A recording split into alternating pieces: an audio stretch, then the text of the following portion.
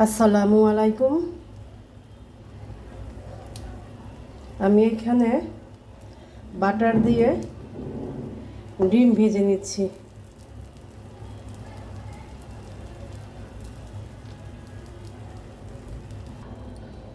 এখানে আমি আদা দিয়ে ব্ল্যাক কফি তৈরি করতেছি।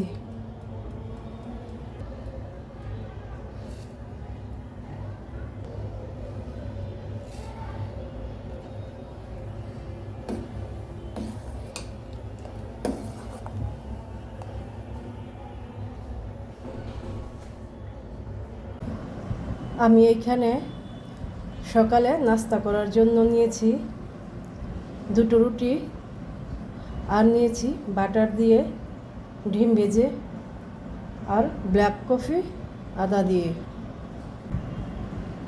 তো আজকের মতো এই পর্যন্ত। আপনারা সবাই ভালো থাকেন। আল্লাহ হাফেজ।